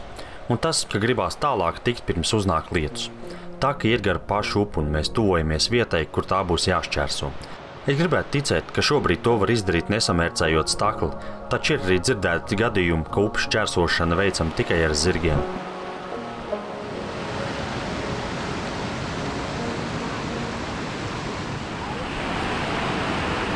Galvenais nesteidzies. Nesteidzies. Grūtākais ir tas, ka kājas tik ātri tiek nosaldētas, ka pusstrautā kājas no augstuma sāk sāpēt, un tajā brīdī grūti nesteigties un nepieļaut paviršas kustības.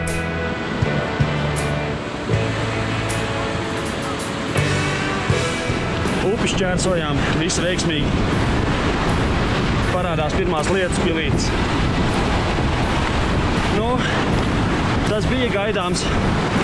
Labi tas, ka mēs jau esam tik tālu tikuši,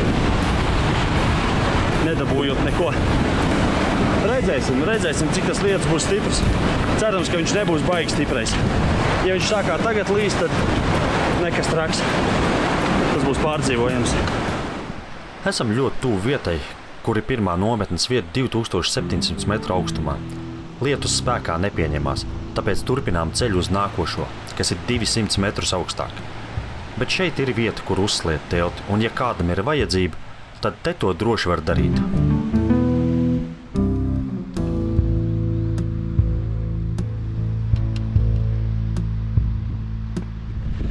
Sākot no 2700 metru atzīmes, sākās stāvs kāpiens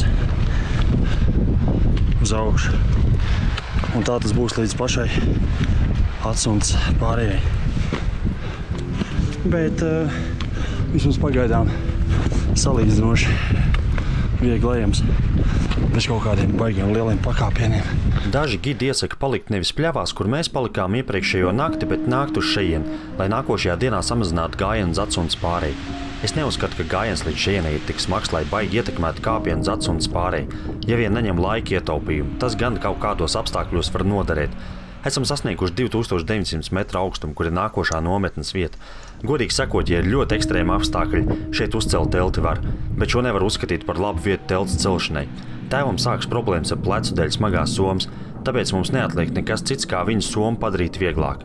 Es paņemu tēva telti, kāds cits vēl pa kādai pārtikas pakai un dodamies uz nākošo vietu 3100 metru augstumā. Jau pa gabalu redzams, ka augstākā vieta nometnē ir vēl nedrīgākā iepriekšējā. Pie tam šeit kartais atzīmētais strauts ir sezonāla rakstura. Tas nozīmē, ja vajag ūdeni, tad jākārt 200 metrus lejā. Tāpēc mums ir jāpieņem lēmums. Kāpjam lejā uz 2900 metriem vai mēģinam šodien pāriet atsunas pārēju. Šobrīd es varu atbildēt uz jautājumu, kuru pats nebija spējis atrast pirms ceļojuma. Praktiski divas augšējās nometnes nav labas nometnes ierīkošanai. Tās var noderēt kā nometnes vietas avārijas gadījumos vai ekstrēmos laika apstākļos. Visādi citādi tikai zemākā ir normāli izmantojam. Šobrīd lēmums ir pieņemts. Dosimies uz pārēju šodien. Nolēmām, ka šodien iesim pārēju. Tas nozīmē vēl 400 augstuma metri, un tad kā minimums 500 uz leju. Nezinu, vai tā ir laba doma, bet tā mēs izdomājām. Vakarā kājas gan būs tupatā.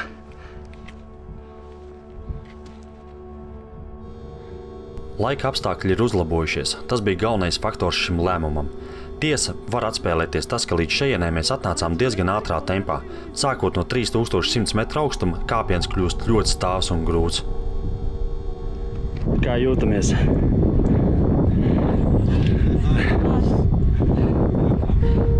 Protams, ka visi saka, ka jūtās labi, tikai nes, kāpēc visi ik pēc 100 un tuvāk pārējai 50 metriem apstājās uz brīdi ievilkt telpu.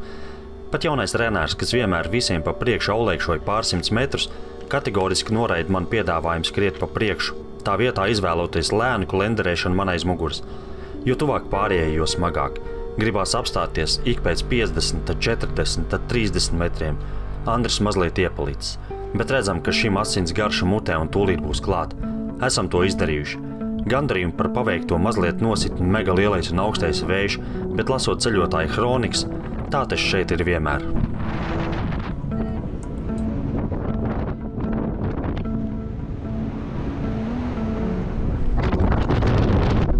Esam augšā.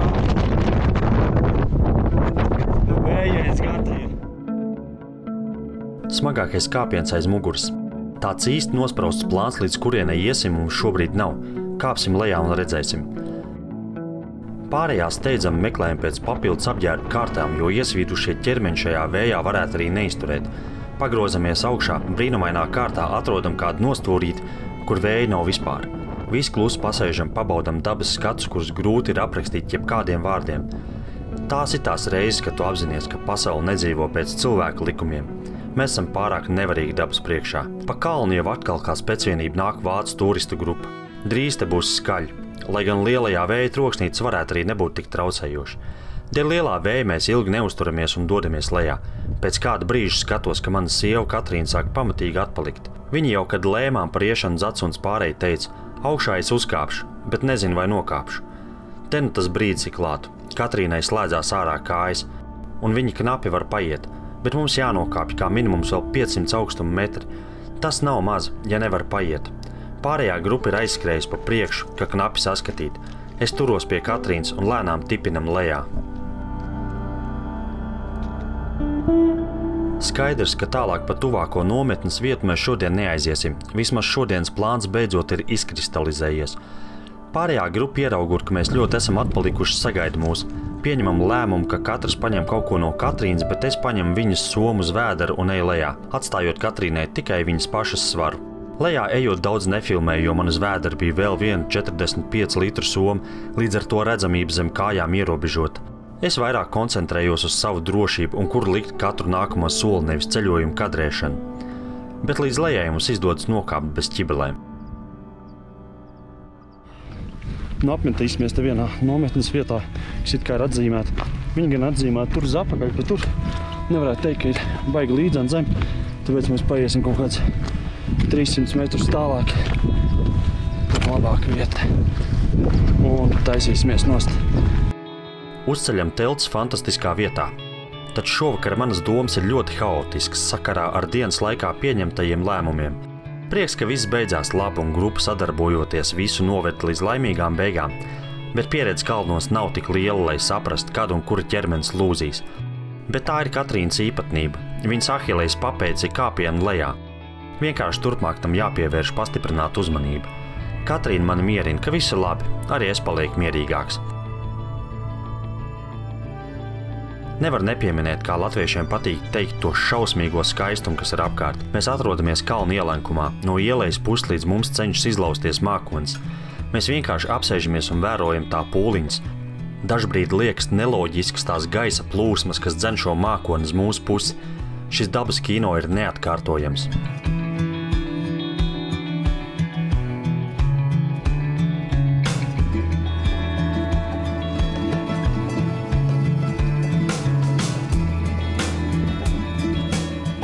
Kā mēs smejamies, šis ir labākais brīdis, kad iet uz labierīcībām kalnos. Galvenais neiet tālu, lai var atrast atpakaļ ceļu. Pēc šī mākoņa uznāk lietus, kas mūs dabīgi iedzen visus teltīs, no kurām mēs ārā neizlienam līdz pat nākošajam rītam.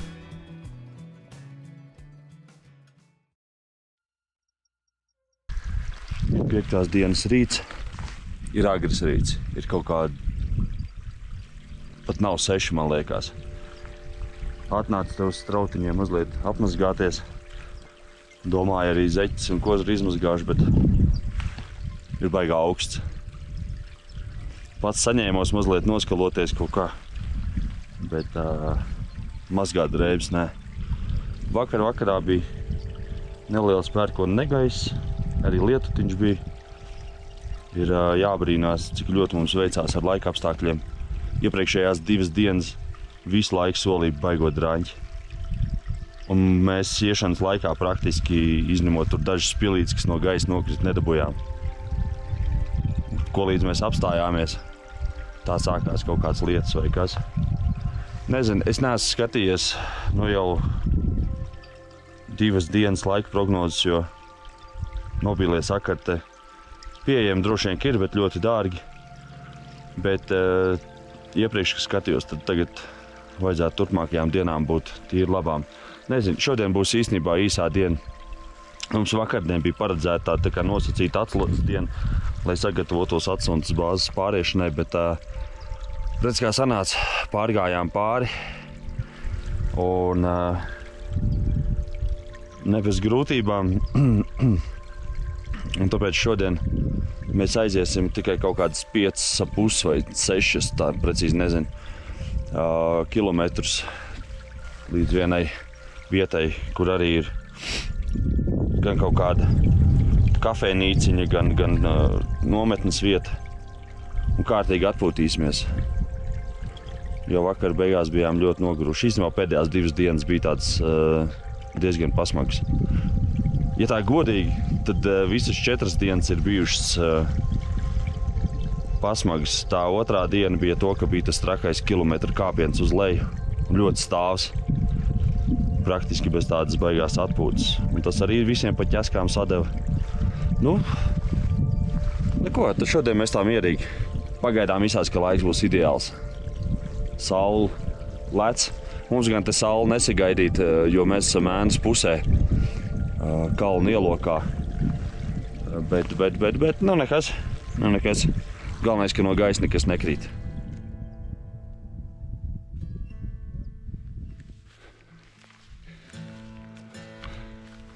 Sākam 5. dienu. Lēnā garā. Pulkstenis ir kaut kādi 10. Mēs nekad vēl neesam tik vēl izgājuši. Bet prognozējums, ka mēs neiesim īpaši ilgāk kā kādas 2 stundas. Tas ir tā arī jau lēnu garējot.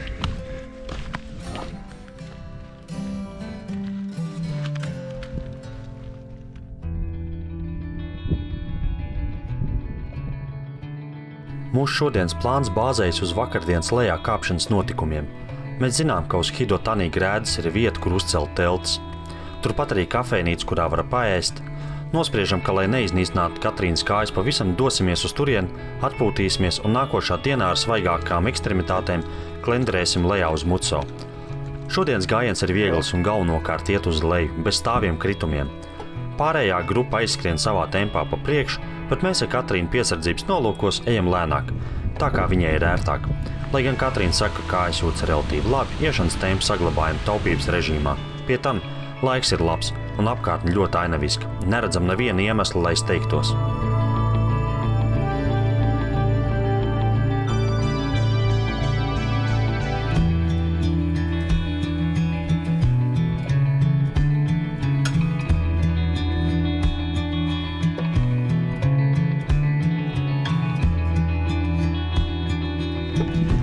Esam iznākuši jau tagad pļavās.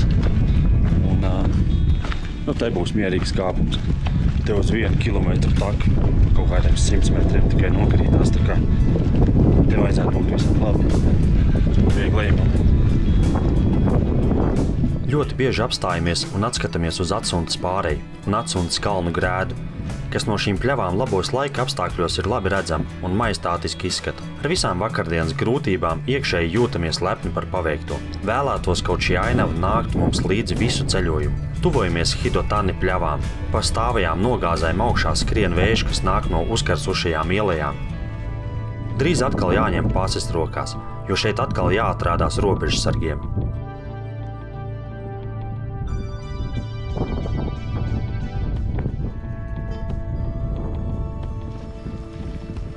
Un kā izrādās, ka sezona šeit sāks tikai no rītdienas, un kafejnīca vēl nav atvērta. Pulkstenis ir tikai 12 dienā, un Katrīna saka, ka varētu izdoties nokāpt lejā, jo kājas jūtas šobrīd labi. Tagad minimālais uzdevums ir nokāpt līdz Honits Skali upei, kas būs aptuveni 700 augstuma metri. Nolaižam tālāk. Izdomājam, ka mēģināsim nokāpt pa stāvo kāpienu lejā un redzēs, kā būs. Ar grupu sarunājam, ka mēs ar Katrīnu sākam lēnām streipuļot lejā un pārējie startē tikai pēc aptuveni stundas, jo ja atkārtojas vakardienas scenārijs, lai iespējamā palīdzība būtu aiz muguras nevis jau lejā. Nu šeit lejā kāpiens baigi tāds dubļains un ar nātrēm līdz padusēm. Bet tas bija dzirdēts, ka tā esot. Te nav ko daudz filmēt par to lejā iešanu. Praktiski viss ir visu laiku pa dubļiem. No augšā ir vēl laikam pretīgāk iet nekā lejā pa šito. Beidzot pavērās kaut kāds skats. Izlīdām no krūmiem. Taciņi uzreiz te ir sausāk. Dubļu vairs nav. Ja nu kādam ir kādi jautājumi, kā labāk iet no Šatilī vai Omalo, tad noteikti virzienā no Omalo. Tas scenārijs būs par galvas tiesu labāks gan skatu, gan taku kondīcijas aspektos, jo sevišķi kāpiens uz atsuntu pārēju.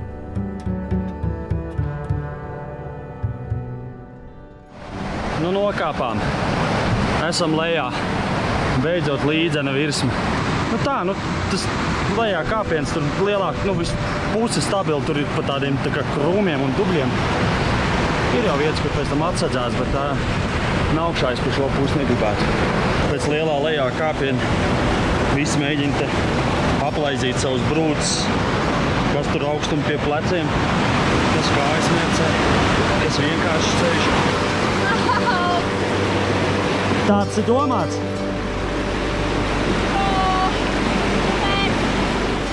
Es filmēju, aiziet!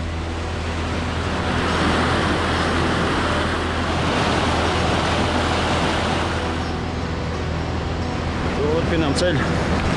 Iesim līdz aptuveni 2 kilometrus attālajiem ciematiņiem. Paskatīsimies, kādi tur ir varianti. Cik kā ir kaut kāds viesnamiņš, varbūt kā daliņu var iedzert. Mēs jau tas smejamies. Šīs dienas misija ir atrast, kur algu dod. Dienas virsmērķis ir tik līdz Muco ciematam. Bet ja aiziesim tikai līdz Konišķala ciemam, arī tas nebūs slikti. Tas jau būs daudz vairāk, kā bijām šodien plānojuši. Katrā ziņā tur tas pirmais tiltiņš, kas ir, kad noiet lejā no tā kāpiena. Tas ar tiem akmeņiem, kur mēs kājas mērcējām. Tās tā kā to tiltu nevajag izmantot. Te uz priekšu ir daudz labāk. Iešana šeit ir viegla un uzreiz krīt acīs, ka šai pus atsuntas pārējai turisma infrastruktūra ir labāka. Tilti pār upē ir jauni un tādi, kas nerada šaubas par izturību. Nospriežam, ka tas saistīts ar reģionu rocību un iespējām. Gruzijā šis ir normāli, ka vienkārši tev zirdziņi nāk pretī. Starp citu, Koni upe, gar kuru šobrīd ejam, sākas no vietas, kur palikām pa nakti teltīs. No rīta vēl mazgājos mazā avotā, kas knapi suloja ārā no nogāzes, bet tagad paskat. Protams, vienmēr varam pastrīdēties, kur tā sākās, varbūt kādā no blakus ielējām, jo ūdeņi šeit satecējuši vismaz no 4 mazākām ielējām, bet galvenais avots ir Tebulo kalns, kurš ir te 4500 metru augstumā, netālu no atsuntas pārējas un tāda paša nosaukuma kalna. Šeit lejā ir karsts un pilnīgs bezvējš, arvien vairāk sākam sapņot par augstu alu kādā no viesunamiem. Kartē rāda, ka Konišķali ir 2 viesnam, tāpēc iesim pārbaudīt. Atrodam kāroto viesnam, sen neatceros, kad būtu bijis tik ļoti priecājies par vēstu telpu un augstu dzērienu. Katrs izdzeram pālumu un nospriežam, ka jāiet tālāk uz Muco, kur mēģināsim sameklēt naktsmājas. Tik daudz enerģijas mums vajadzētu vēl pietikt.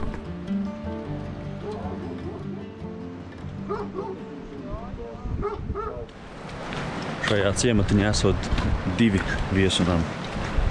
Google Maps uzrāda tikai 1, bet ir arī otrs. Un izskatās, ka abi ir ļoti labi. Guesthouse Vilo. Priecīgi atstājam Konišķali, esam remdējuši savus slāpes un dodamies tālāk.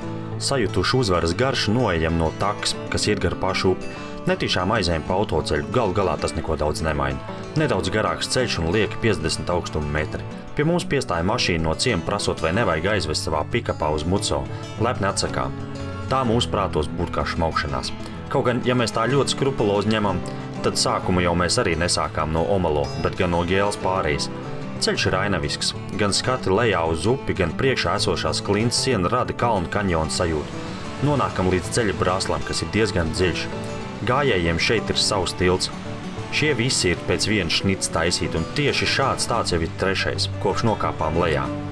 Šeit lejā skaļi bangu upe, brīžiem pat grūti sadzirdēt, ko kāds blakus saka.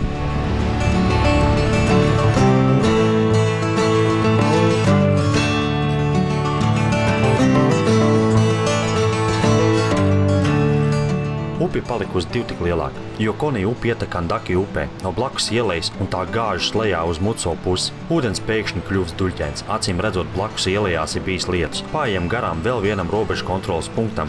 Šeit neviens mums neko nejautā. Drīz pēc tam jau esam Muco, kur meklēsim iespējas palikt pa nakti. Esam Muco, meklēsim, kur var palikt pa nakti. Vai tas ir iespējams?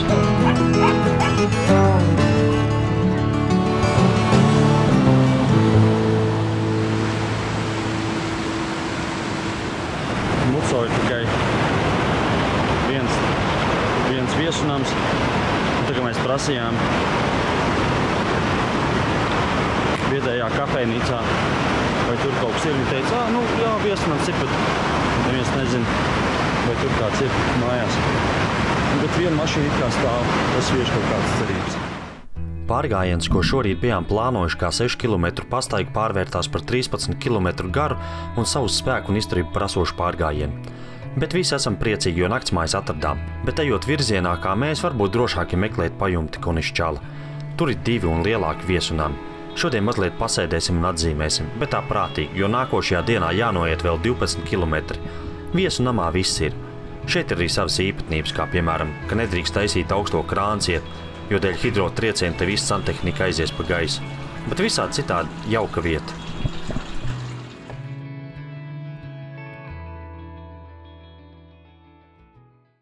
Mūsu 8. pārgājiena diena ir klāta.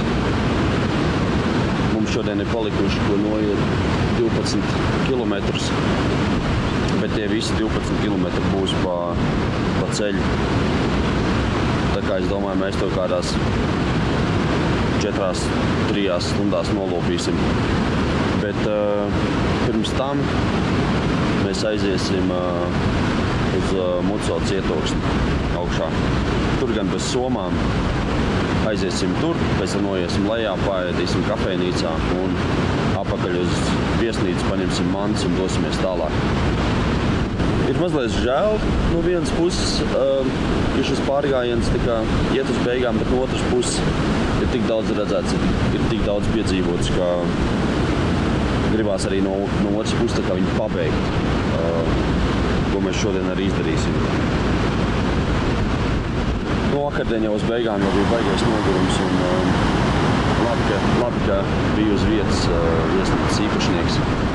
Es šobrīd kaut kā nevaru salikt to visu kādā normālā rāmī. Tomēr pietiks noteikti. Ir 6 kaut kādi no rīta un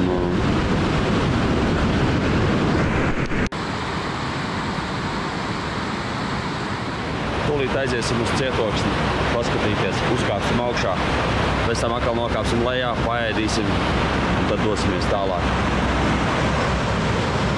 Pagaidām izsās, ka principā bez mākoņiem diena būs, bet kaut gan rāda, ka varbūt pēcpusdienā būs negaiss. Ja esi Muco, tad te ir tikai viena lieta, ko darīt, un tā ir apmeklēt cietoksni. Muco ir ļoti mazs ciems ar dažām mājām. Ja esmu pareizi sapratis, tad tikai viena ģimene te dzīvo cauri gadu, bet 90. gados šeit nav bijis vispār neviena. Te viss bija pamests. Lai es cietoksni uzkāptu, vajadzēs savas 10 minūtes stāvu kāpienu veikt. Bet es domāju, ka tas, ko pēc tam pieredzēsiet, būs absolūti tā vērts. Pats cietoksnis reiz bijis viens no labākajiem nocietinājumiem kalnos, un tam pat bijis dots nosaukums Kalnu bastions. Šie reģioni ļaudis savulaik aizsargājās no ziemeļu iebrucējiem, kas galvenokārt bija čečeni, kas ieradās no Dagestānas puses. Mums visiem par laimi 2000. gada sākumā valdība saprata, ka Muco ir šie reģioni viens no nozīmīgākajiem simboliem, un 2004. gadā sāka šā cietokšņa restaurācija, kas noritēja 15 gadus līdz pat 2019. gadam. Tika rekonstruēts aptuveni 30 ēkas, ieskaitot torņus, dzīvojamās ēkas un aizsargmūrus. Šobrīd šķiet, ka restaurācijas turpmākie darbi ir apstājušies. Vismaz viss liecina, ka aktīva darbība te jau kādu laiku nav notikusi. Kāpēc tā, man nav zināms. Cietokšņa restaurācijā iesaistīts arī starptautiskie fondi, un 2019. gadā Muco restaurācija tika iekļauta Europe Nostra balvu sarakstā kā izcils piemērs kultūras mantojuma atjaunošanā. Šeit tiešām ir ko redzēt, un ja man šķita, ka cietokšņa apskata prasīs savas 20 minūtes, tad es rūgti maldījos. Mēs šeit augšā pavadām stabilu stundu un varētu arī vairāk. Kur varējām, tur uzkāpām, kur bija iespēja, tur ielīdām. Ja nu sanāk iet cauri Muco, tad nepaslinkojiet, uzkāpt un apskatīt to. Jo tālāk ej, jo iespaidīgāk paliek. Gan pats cietoksnis, gan ainava uz lejā balti mutuļojošo Andaki upi. Protams, kā jau Gruzijas cietokšņos bez cilvēku kauliem neiztikt, ko līdzi atnākušais suns mazliet apžļambā. Šeit izbūvēt arī balkoni, kuros ilgāk pasēžot sāk veidoties iztēle par kādreiz šeit kūsājošo dzīvību. Starp citu, padomju laikos visā Gruzijā daudz šos torņus un ēku drupas speciāli jauca nost, lai pēc tam šos ēku akmeņus iestrādātu un izmantotu ceļu būvē.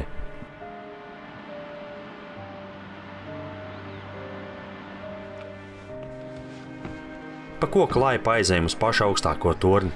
Cietokšņa apmeklējums ir beidzies. Esmu saņēmis daudz vairāk, kā bija plānojis. Saņemt no šīs vietas. Katrs šeit pavadītās minūtes vērts.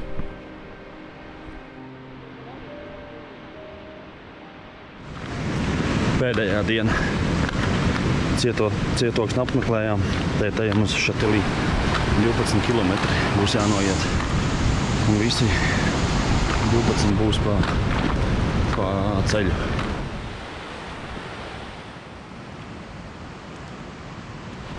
Karsta diena. It kā solīja, ka kaut kad būšot lietas, bet pagaidām nav. Un ir sestdiena un diezgan daudz mašīnas brauc un putekļi stājas.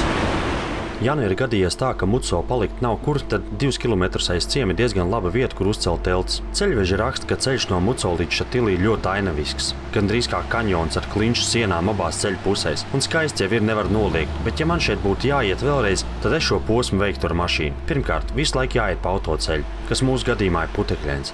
Satiksme šeit ir diezgan aktīva. Vēlāk noskaidrojās, ka esot kaut kādi svētki šajā apkārtnē bijuši, bet vienalga. Mēs vairākas dienas gājām pa šaurām kalnu taciņām, un tas bija tas, kāpēc mēs uz Gruziju braucām. Es neuzdrīkstos teikt, ka šis posms ir slikts vai nav ainavisks, bet iešana pa labi iebraukt ceļu nešķiet šim maršrutam raksturīgi. Pie tam ārā šodien ļoti karsts un bezvējš.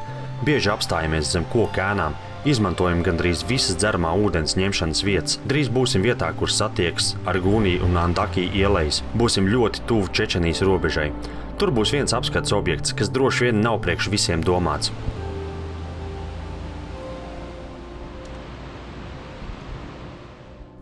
Anatorija nekropola. Nosaukums jau viens skan biedējoši. Un tieši tā, kā izklausās, tā arī ir. Sauksim to tā – nāves izvēle sabiedrības labā. Laikā, kad reģions skāra epidēmijas, īpaši mērs, cilvēki, kas saprata, ka ir inficēti, neatgriezās mājās, bet devās uz anatoriju, brīvprātīgi nomirt, lai pasargātu savu ģimeni un ciemu. Viņi ņēma līdz pārtikas segu, reizēm pat grāmatas vai personiskas lietas un vienkārši nogulās nomirt anatorija namiņā. To sauca par pašuzupurēšanās praksi, ļoti raksturīga Kevsuretī stingrajam godu kodeksam. Tā nav kapsēta klasiskā nozīmē. Tas ir kā mirstošo ciems. Noskaņa šeit ir depresīva, un šo nevajadzētu uztvert kā turista atrakciju. Ja nākat, tad cieņpilni. Līdz Šatilī palicis maz. Pa ceļam vēl skaistās Šatilī klints. Interesants dažādi cietī biežu veidots erozijas brīnums. Kāds pusotrs kilometrs palicis līdz Šatilī. Kaut kā šodien smagi iet. Jā, 12 km kā nav daudz, un tas ceļš ir diezgan viegls, bet nav kaut kāda bedre. Un tā tas mums ir visiem. Varbūt vienkārši sākam atslābt, jo mūsu gala mērķis ir jau tepat.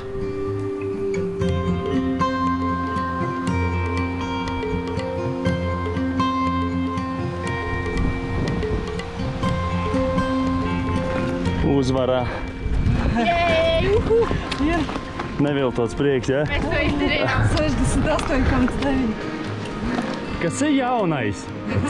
Cēlies kājās. No ko ejam reizē? No ko? Nu, davai. Aiziet.